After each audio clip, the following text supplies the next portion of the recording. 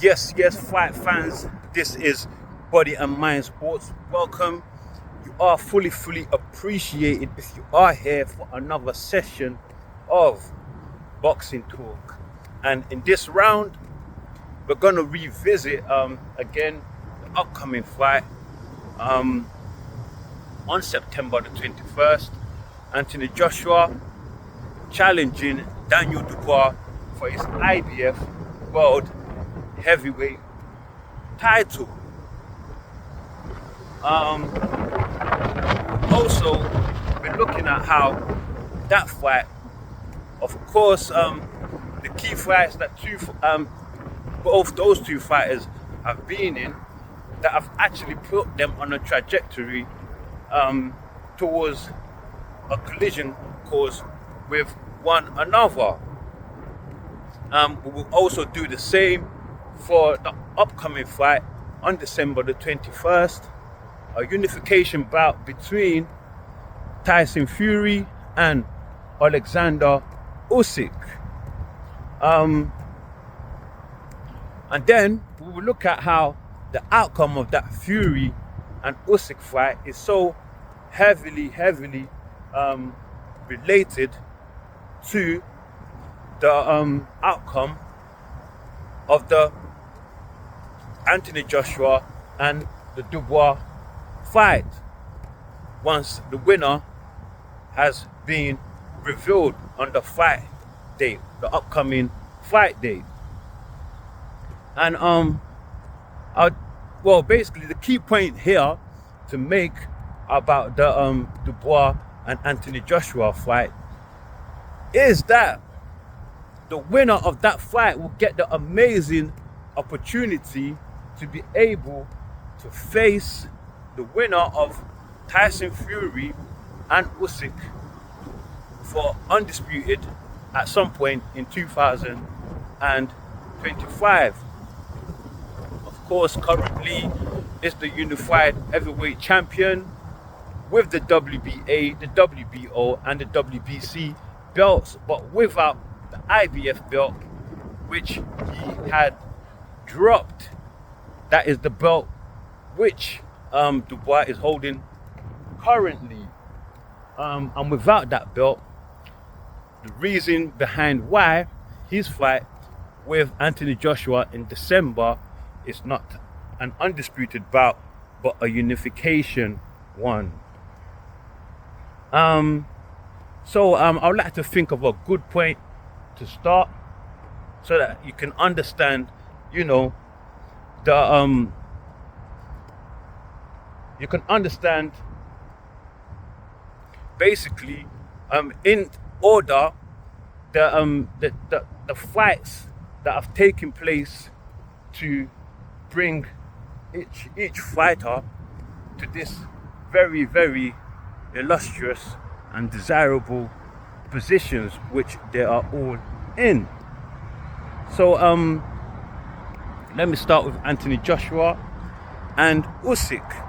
Of course, in 2021, Anthony Joshua was still the unified heavyweight champion in possession of the WBA, the WBO and the IBF titles. And Usyk, of course, is mandatory challenger. And in attempts of making Anthony Joshua versus Fury deemed the best fight which the fans wanted to see, since that couldn't happen, Anthony Joshua then looked towards facing his mandatory in Usyk. And in that 2021 fight with Usyk was the victorious one, winning via unanimous decision, therefore claiming Anthony Joshua's unified titles. But that was a two-fight deal, meaning that Anthony Joshua could get another crack at Usyk, which he did in 2022. And in that fight, the results were no different. Usyk came out unanimous decision win. meaning that he kept the belts and Anthony Joshua was not able to reclaim his titles. But that was not the end for Anthony Joshua. Of course, Anthony Joshua has a very strong promotional team in Eddie Hearn, who was very, very determined to rebuild his fighter, getting back into winning ways, and of course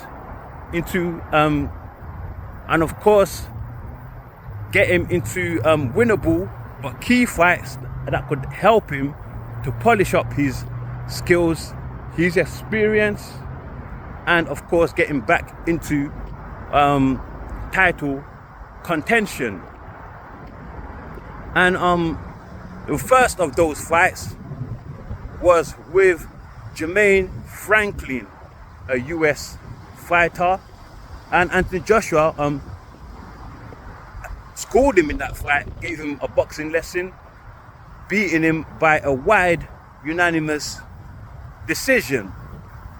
I'm taking him to his next fight, which was with Robert Helenius, who had previously been knocked out by Deontay Wilder. Anthony Joshua also able to knock him out, stopping him in the 7th round of their fight. So from there, Anthony Joshua went on to face Otto Wallin.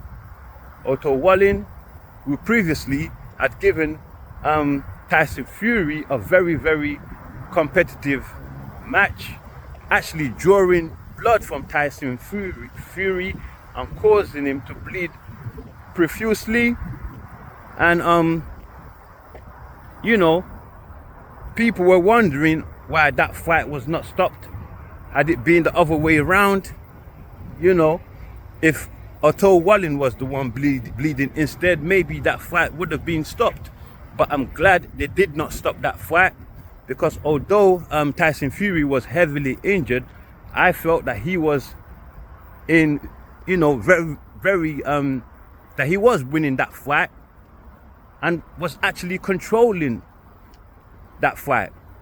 So I'm glad the referee saw the importance of what was at hand and allowed Fury to carry on.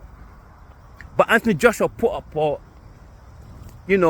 much better performance than Tyson Fury versus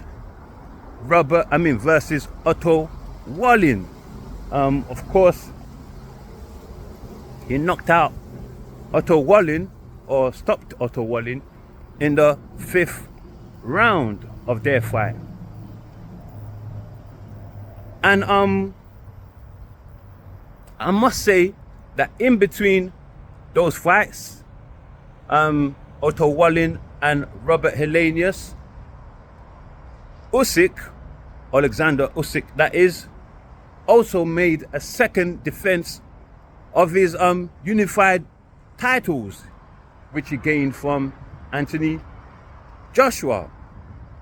And that defense was against, of course, none other than Daniel Dubois. And there was some controversy surrounding that fight. Although Usyk actually was able to KO Dubois in the 9th round, the controversy was that Dubois actually floored Alexander Usyk in the 5th round with a very, very mean body shot, and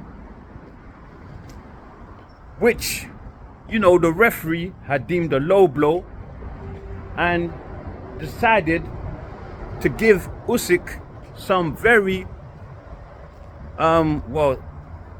time that some people thought was undeserved, because they didn't think it was a low blow. They thought it was a legal blow under belt line, and Usyk should have been given the 10 count. Instead, he was given a total 3 minutes to recover, and onlookers some fans, Dubois also and his promoter actually thought that if Usyk had been, if that fight had been ruled a legal blow, that Usyk would not have made.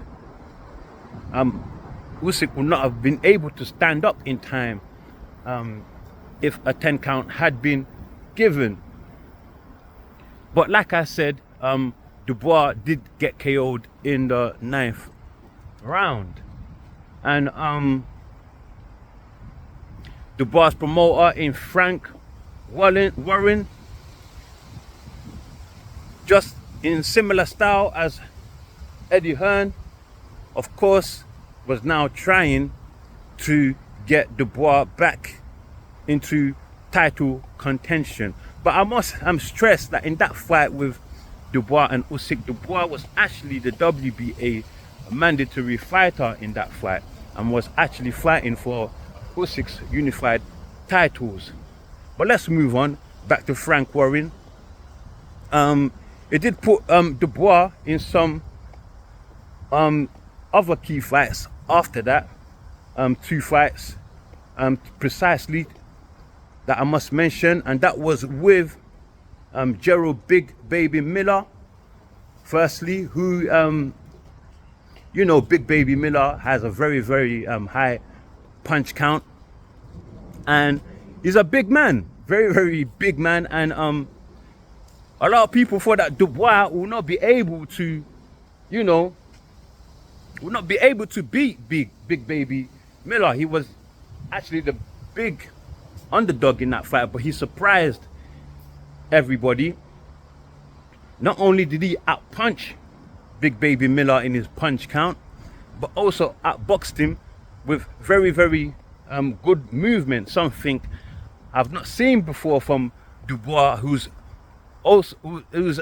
usually a come forward fighter, but in this fight he fought mainly on the back foot, taking Big Baby Miller all the way to the 10th round before beating him by KO. By KO, guys. Thus stressing the determination and the zeal in the fighter Daniel Dubois. So his second fight was with Filip Hrgović. Filip Hrgović, who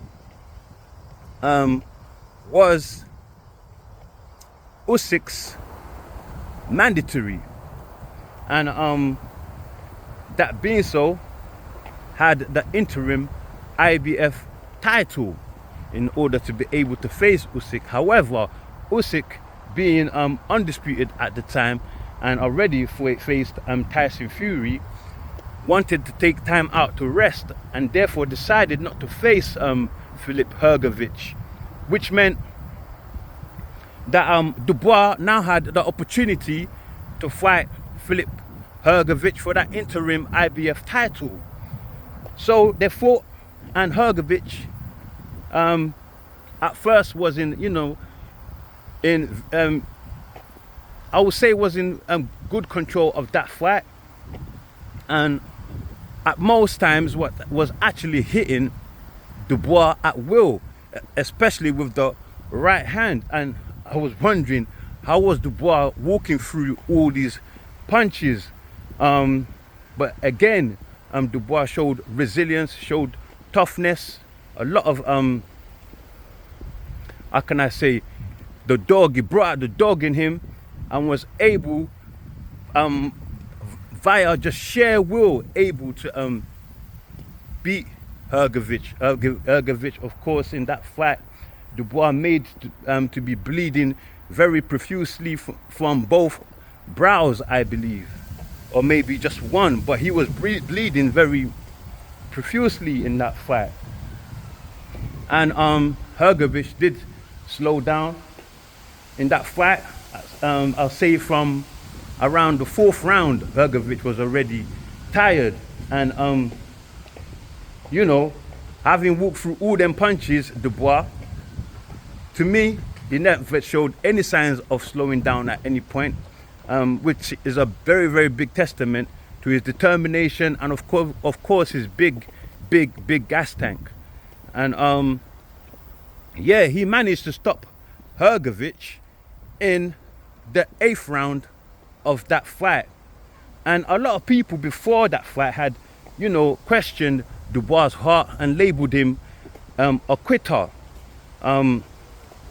because of his first fight some time ago with Joe Joyce, in which Joe Joyce actually broke his orbital bone. Dubois took the knee, got the 10 count, but was unable to get up. Him being unable to get up, people thought that, he quitted in that fight. But this was like, big proof, big evidence to show that he actually did have a lot of heart and is actually very, very far from the label of a quitter. And in 2024, that was when the Hrgović and Dubois fight happened. And Dubois, was set to face Anthony Joshua. However, all that was spoilt by Joseph Parker, who was on the same card as the Anthony Joshua Otto Wallin fight. And he beat Deontay Wilder quite easily in a unanimous decision, very, very wide indeed. And that showed that Anthony Joshua facing Deontay Wilder next after Otto Wallin would not be a very good idea at all, as it showed that their skill level were very, very wide apart, and Deontay Wilder was no longer the fight that everybody thought he once was, which I never thought he once was. He was never an A-level fighter like everyone thought. I always thought he was just somebody that had a lot of natural gifted power in his right hand. So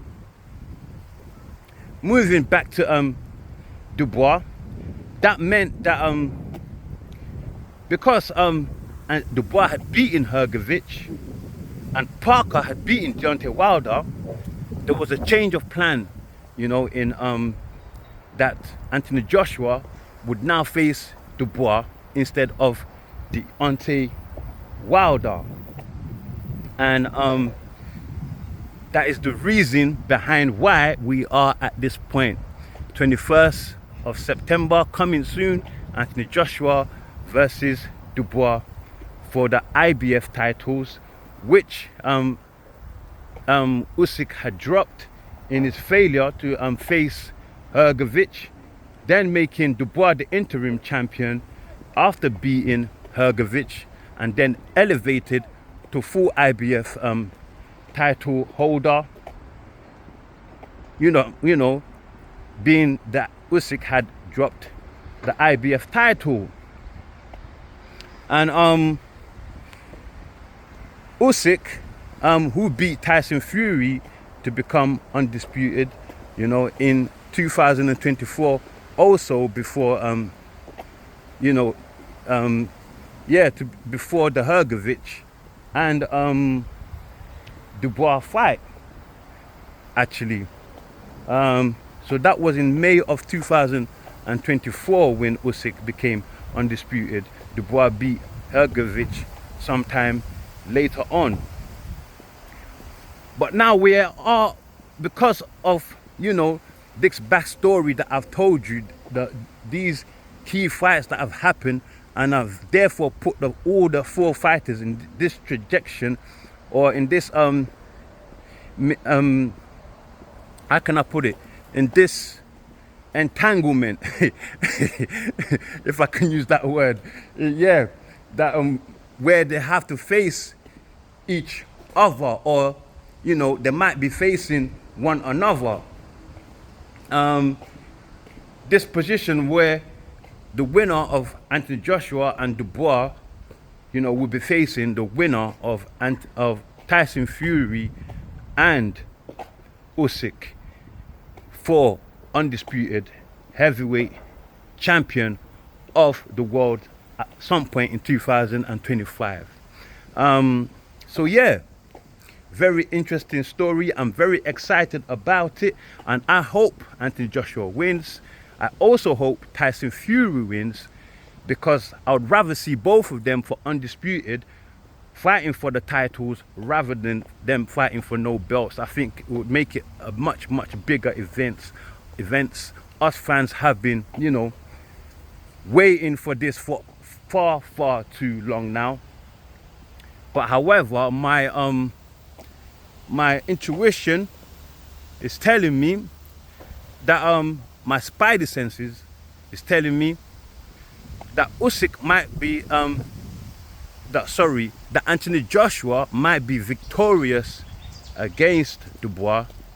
On the other hand, Usyk is gonna be victorious again versus Tyson Fury, and we're gonna see AJ versus Usyk 3, where AJ will be able to attempt to avenge his loss in an undisputed matchup in 2025. So yeah, that's all I have for you today, right now on Body and Mind Sports. I'll see you next time on the next boxing talk, and for now I would like you to just like, share, please drop your comments below, and of course subscribe.